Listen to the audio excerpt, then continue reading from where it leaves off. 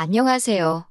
남편이 아주 결혼하고 나니 효자병에 걸려서 눈에 지 가족들밖에 안 보이는 사람이 되어버렸네요. 걸려도 무슨 그런 병에 걸리는지 아주 열불이 나서 어디 털어놓을 곳도 없고 해서 이렇게 사연을 보내게 되었습니다. 장남하고는 결혼하는 게 아니라는 말을 듣기는 했지만 저는 그게 다들 그냥 하는 소리이지 설마 진짜라고는 상상도 한 적이 없었습니다. 결혼 전에는 시댁이 서울인데도 혼자 지내는 게 편하다고 방 구해나와 자취생활을 했으면서 언제부터 그렇게 챙겼다고 어머니 아버지 하면서 세상 둘도 없는 효자가 돼버리더라고요. 결혼 전에도 그렇게 잘했으면 제가 말이라도 안 하는데 결혼하고부터 저러고 있으니 어이가 없는 겁니다. 처음에는 별게 아니었어요. 제가 사연 같은 것 자주 찾아서 보고 들으면서 다들 크게 문제 삼던 대리호도 문제가 있었는데 못해줄 정도는 아니었습니다. 안부 전화를 꼭 저한테 시키더라고요. 한두 번이야 해주는 게 문제가 되지는 않았어요. 며느리니까 무조건 하기 싫다고 빼는 것보다 제가 먼저 드리는 게 더 좋다고도 생각했습니다. 시자 들어간다고 제가 과민 반응하고 그러면 오히려 시부모님이 친정부모님을 나쁘게 생각하실 수도 있다고 생각했거든요. 그래서 남편이 처음에 안부 전화를 제게 드리라고 했을 때도 저는 제가 하겠다고 했어요. 그런데 제가 하겠다고 한 건 제가 알아서 잘하겠다는 말이었는데 남편은 틈만 나면 저한테 와서 시부모님한테 안부 전화 드렸냐 하면서 꼬치꼬치 캐묻는 겁니다. 처음에는 내가 알아서 드릴 거다. 신경 쓰지 않아도 된다 몇 번을 말했지만 몇 번을 말해도 못 알아먹는 건지 아니면 제가 전화를 자주 드린다고 드리는 게 지성에 차지 않는 건지 저를 계속 닥달하더라고요. 어떤 날은 아침에 눈 뜨자마자 전화를 드렸냐 물어보고 씻고 나와서 물어보고 아침 먹을 때 물어보고 그렇게 눈 마주칠 때마다 물어보니 오기가 생겨서 전화를 더 드리기 싫어서 일부러 안 했어요. 그랬더니 저녁에 지 혼자 폭발을 해버린 겁니다. 왜 시부모님께 안부 전화를 안 드리냐면서요. 내가 알아서 한다는데 당신이 그러면 나는 더 하고 싶지가 않다고 솔직한 마음을 이야기했습니다. 그랬더니 시부모님께 안부 전화 드리는 걸 네 기분 따라 하냐고 하면서 아주 입에 개거품을 물더라고요. 듣다 보니까 짜증이 나서 너는 장인 장모님한테 따로 전화라도 한 통 드리냐고 했더니 아주 개거품 물던 게 쏙 들어가고 아무 말도 못하더군요. 안 그래도 얼마 전에 친정아버지한테 사위는 잘 지내냐고 통 연락이 없어서 그런다고 서운하다는 듯이 전화를 거셨던 적이 있었거든요. 지는 하지도 않는 걸 저한테 자꾸 하라고 하니 어이가 없어서 한마디 했습니다. 자기도 면목이 없는지 아무 말도 못하고 있다가 뭐가 짜증이 났는지 방문을 부서져라 닫아버리고 방에 들어가더라고요. 저도 참을 만큼 참은 것 같아서 방으로 따라 들어가서 지금 뭐 하는 거냐고 따졌어요. 자기가 잘한 거 하나도 없고 할 말도 없는 걸 아는지 그냥 대답도 못하고 어금니만 꽉 깨물고 있더라고요. 저도 더 길게 들어줄 것도 없고 더 말해봐야 제 입만 아픈 것 같아서 이제 시부모님한테 안부 전화 안 드린다고 했습니다. 안부 전화 드릴 거면 네가 직접 드리라고요. 나는 내 부모님한테 할 테니 너는 너네 부모님한테 하라고 했어요. 그랬더니 남편이 그건 아니지 않냐고 하면서 그제서야 말을 꺼내더군요. 뭐가 아니냐고 했더니 시부모님한테 제가 전화를 드리는 게 맞다고 하는 거예요. 어머님 아버님이 아들 목소리 듣는 게 더 좋지 며느리 목소리 듣는 게 더 좋겠냐고 하니까 저보고 생각을 해보랍니다. 여태까지 며느리가 안부 전화를 하다가 아들인 자기가 안부 전화를 드리면 시부모님이 생각하기에 아들이 마누라 이겨먹지도 못하고 잡혀 사는 줄 알지 않겠냐고 하시는 거예요. 그러면 시부모님이 아들이 잡혀 사는 것 같아서 얼마나 마음이 아프겠냐고 그러니까 부모님 기분을 위해서라도 제가 안부 전화를 드려야 한다고 하는 겁니다. 차라리 설명이라도 똑바로 했으면 드러나 주겠는데 겨우 그딴 이유로 제가 시부모님한테 전화를 드려야만 하는 거라 생각하니 더더욱 하기가 싫어지더라고요. 그까짓 게 이유였냐고 세상 무슨 일이 있어도 두 번 다시 안부 전화는 내가 먼저 드릴 일 없다고 소리를 쳤더니 그제서야 깨갱하고는 알겠다고 했습니다. 그 뒤로 정말 전화를 아예 안 드린 건 아니에요. 그래도 제가 의무적으로 시부모님께 전화를 드릴 필요가 없다고 생각하니 전화하는 제 입장에서도 마음이 한결 가볍더라고요. 뭐 그런저런 사소한 문제로 다툼이 잦기는 했지만 여태까지 효도 한번 진짜로 해본 적 없는 남편이 억지 부리는 일 말고는 큼직한 사건은 따로 없었습니다. 그러다 작년 일이었어요. 그때는 방역이 지금보다 훨씬 빡빡했잖아요. 그래서 확진자가 되면 조금 죄 지은 듯한 분위기였었고 확진된 사람 보는 걸 다들 신기하게 생각했었죠. 아무튼 저희 시어머니께서 밀접 접촉자가 되셔가지고 검사를 받았는데 양성이 나오고 말았습니다. 시댁은 난리가 났고 어머님은 격리에 들어가게 되었어요. 그런데 남편이 그날 저녁에 저한테 난데없이 회사에 휴가를 내라고 하는 겁니다. 그래서 갑자기 휴가는 웬 휴가나고 지금이 어디 놀러 나갈 분위기냐고 한마디 했더니 저보고 생각이 있냐 없냐 하면서 따지더군요. 무슨 말을 하려는가 봤더니 저보고 회사를 휴가를 내고 시댁에 가서 어머님 격리 수발을 들라고 하는 거예요. 아버님이 혼자서는 라면도 못 끓여 드시는 분이라고 어머니가 집에서 격리 중이시라 방 밖으로 못 나오시니 제가 그 집에 가서 아버님 식사도 챙겨드리고 어머님 드시게 죽 같은 것도 끓여주고 하라는 겁니다.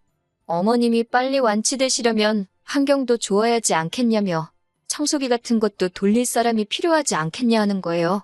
진짜 제 옆에 몽둥이만 있었으면 들어다가 남편을 흠씬 두들겨 패줬을 거예요. 세상에 헛소리를 해도 정도가 있지. 진짜 농담이 아니고 저를 시키려고 하는 건가 싶었다니까요. 그런데 애석하게도 남편은 정말 진심이었습니다. 아버님을 굶길 수 없지 않느냐. 어머님도 좋은 거 드시고 해야지 빨리 완치되지 않겠느냐 하면서 제가 하루라도 빨리 휴가를 낼수록 두 분이 고생하는 시간이 줄어든다고 하는 겁니다. 어이가 없어서 듣고만 있으니까 자기가 엄청난 이야기를 하고 있고 제가 감히 그 말에 찍소리도 못하고 있는 거라고 생각했는지 계속 죽을 끓여드려야 한다느니 이불 빨래 같은 것도 매일 해줘야 한다니 어쩌니 하고 있더라고요. 지금 제정신으로 하는 소리냐고 했습니다. 아무리 격리 중이라도 제가 제 발로 스스로 병에 걸릴지도 모르는 곳에 들어갈 일도 없지 않냐고요. 아버님이 안 계시면 생각이라도 해봤겠지만 아버님도 계시지 않냐고 그리고 가야 되면 당신이 가면 되니 왜 내가 휴가를 내서 가야 하냐고 따졌어요. 남편은 자기는 회사를 가서 돈을 벌어와야지 않겠느냐고 하는 겁니다. 나는 밖에 놀러 나가는 거냐 따지니 자기가 버는 돈이 더 많지 않냐고 경제적으로도 자기가 가는 게 더 이득이니 어쩔 수 없다고 하는 거예요. 나도 휴가 내려면 유급휴가를 내야 되는데 피차 유급휴가를 쓰게 되면 너나 나나 월급은 나오는 거니 상관없는 거 아니냐. 내가 거길 왜 가야 되느냐 했더니 또 그제서야 아무 말도 못하는 겁니다.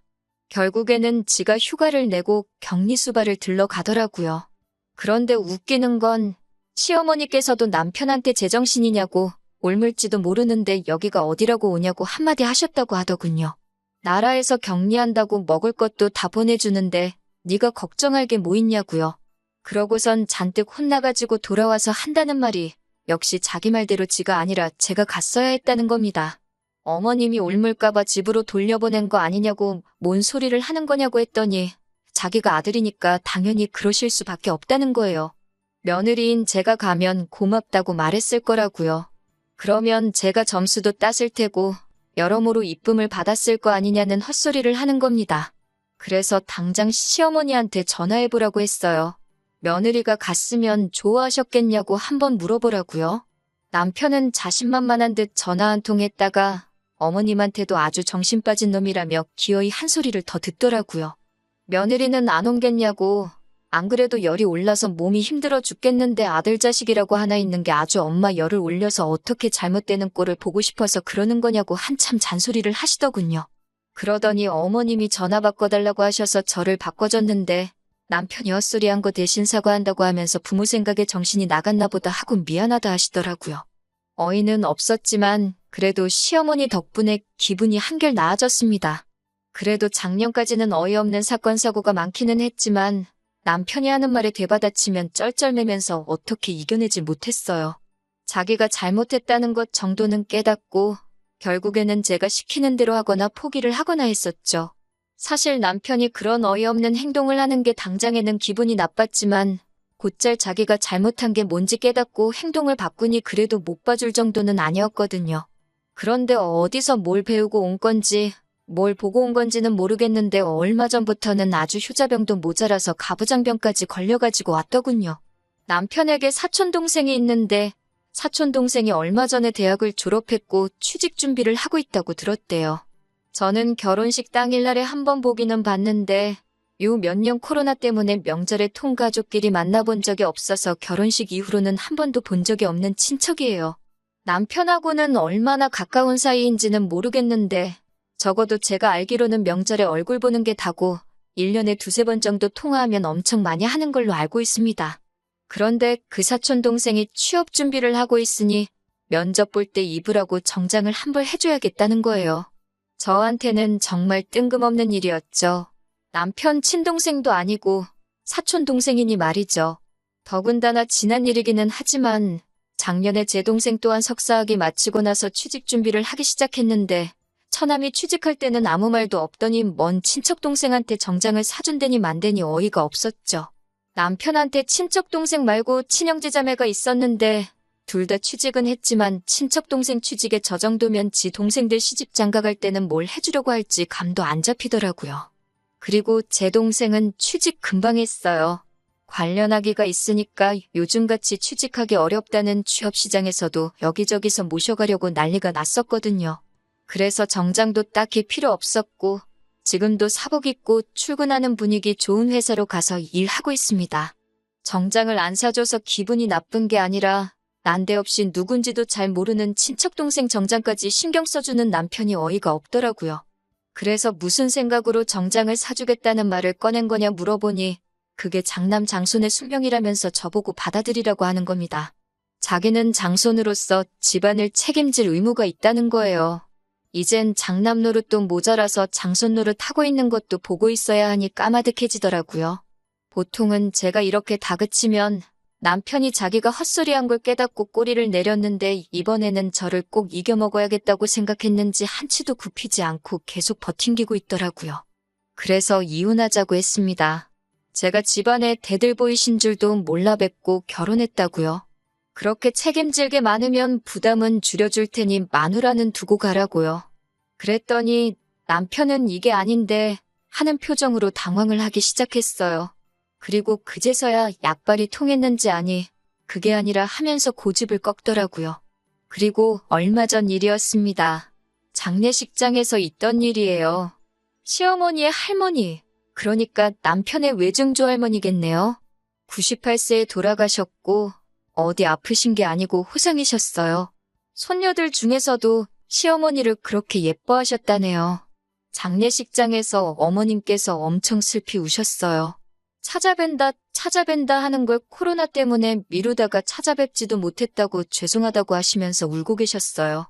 그 심정을 제가 헤아릴 수는 없겠지만 보고 있는 제가 다 마음이 다 안타깝더라고요. 아무튼 그렇게 장례식을 마치고 집에 돌아가는 길이었습니다. 그런데 남편은 뭐가 그렇게 기분이 나쁜 건지 인상 팍 쓰고 어금니까지 꽉 깨물고는 아무 말도 없고 괜히 악셀을 세게 밟으면서 난폭하게 운전하더라고요. 보통 운전을 저렇게 하면 말은 안 해도 자기가 뭔가 화가 났다는 뜻이거든요. 어차피 앞차랑 간격이 가까워지면 알아서 속도 줄이고 과속카메라 있다고 하면 속도 팍 줄이는데 솔직히 하나도 무섭지는 않았습니다. 그래도 뭐가 그렇게 불만이라서 저러고 있는지 궁금하기는 하더라고요. 말도 안 되는 억지를 부릴 것이 뻔했지만 한번 물어는 봤습니다. 그런데 남편은 저보고 어떻게 사람이 그럴 수가 있냐면서 저한테 진짜 실망을 했다고 하더라고요. 제가 뭔 실수라도 했나 싶어서 음흉하게 그러지 말고 하고 싶은 말이 있으면 하라고 했어요. 그랬더니 한다고 하는 말이 글쎄 외증조 할머니 장례식장인데 어떻게 증손주 며느리인 제가 안 울 수가 있냐고 하는 거예요. 정말 웃기지도 않아서 콧방구조차 나오지가 않더라고요. 세상에 여태까지 온갖 억지를 다 들어봤어도 이런 억지는 처음이었습니다. 외증조 할머니를 잃은 건 안타까운 일이에요. 남편의 가족이고 어머님의 할머니셨으니 말이죠. 그런데 시외증조 할머님은 저희 결혼식 때는 다리가 불편하셔서 참석을 하지 못했고 그 이후에도 어머님 말씀대로 저희가 찾아뵈려고 해도 기회가 되지 않아서 찾아뵌 적 한 번도 없습니다. 제가 남편과 연애하던 시절부터 결혼하고 나서까지도 저는 시외증조 할머님을 실제로 만나뵌 적이 한 번도 없고요. 정말로 돌아가신 건 제 힘으로 어떻게 할 수 없는 일이기도 하고 슬픈 것도 이해를 하지만 제가 얼굴 한번 뵌 적 없는 시외증조 할머님을 위해 눈물을 흘려야 할 이유는 하나도 없다고 생각하거든요. 실제로 울었다면 그건 가짜 눈물이었겠지요. 그래서 남편한테 내가 그 자리에서 왜 울었어야 하느냐, 나는 실제로 만나뵌 적도 한 번 없으신 분이지 않느냐고 다시 되물었습니다. 그랬더니 남편이 우리 엄마 그 자리에서 대성통곡을 하시는 걸 못 봤냐고 하면서 며느리라고 하나 있는 건데 가족들 다 있는 자리에서 우리 엄마가 얼마나 민망했겠냐고 하는 거예요. 듣자 하니까 계속 들어줄 수가 없더라고요. 그래서 집에 도착해서 다시 2차전을 시작했습니다. 당장 증손주인 너가 울지도 않았는데 며느리인 내가 울었어야 하는 게 맞냐고 따지니 자기는 남자 아니겠냐면서 우리 증조할머니가 남자는 눈물 흘리는 거 아니라고 하셨다며 자기는 할머니를 위해서 일부러 눈물을 참은 거라고 하는 거예요. 정말 더는 남편이 하는 말을 들어줄 수가 없더라고요. 시시비비를 가리자고 아직 슬퍼하고 계실 어머님께 전화를 드리는 것도 예의가 아니라고 생각해서 2주일 동안은 기다리고 어머님 직접 찾아가서 한번 이야기해보기로 했습니다.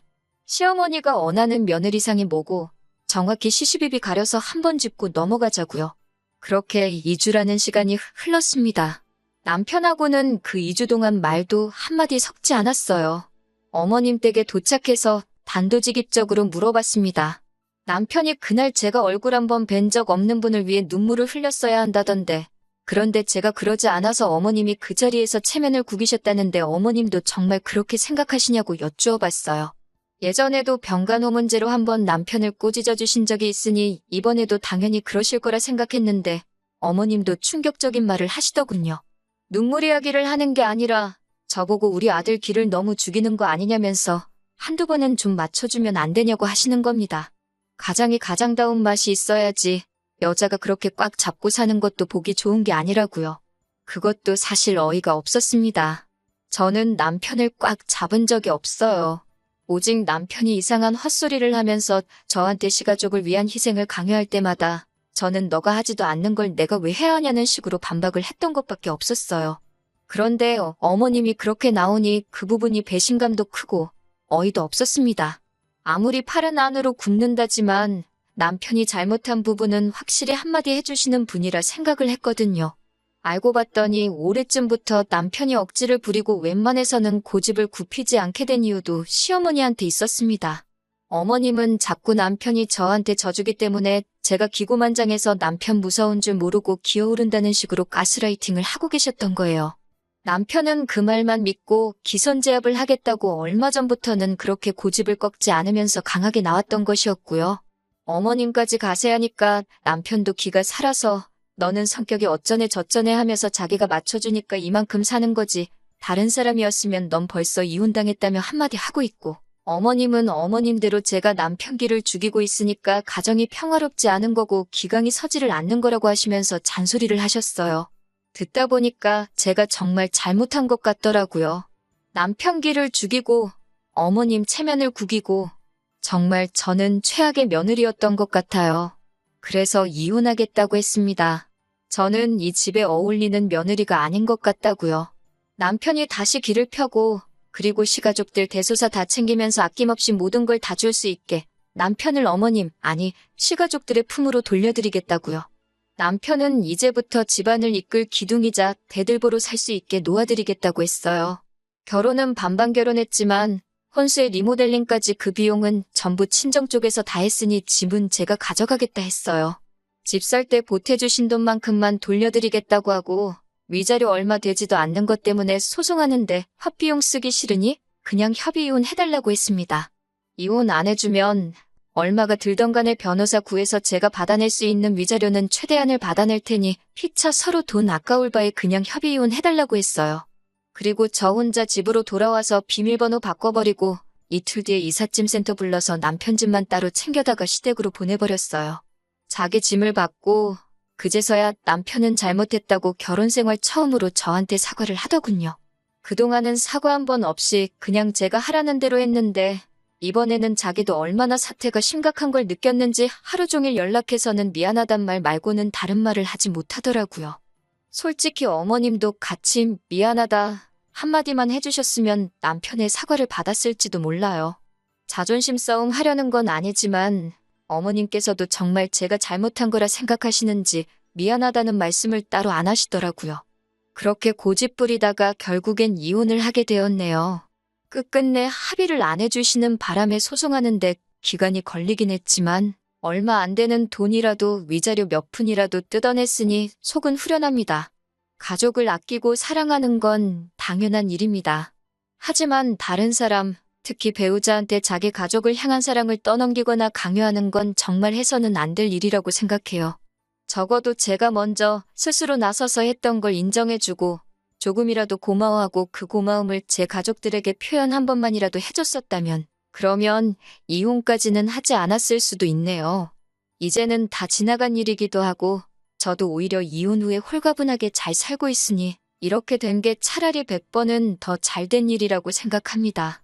아무쪼록 나쁜 마음은 없으니 남편도 온 집안 사람들 기둥 역할 해주면서 어머님 체면도 살려주고 그렇게 오래오래 행복했으면 좋겠네요.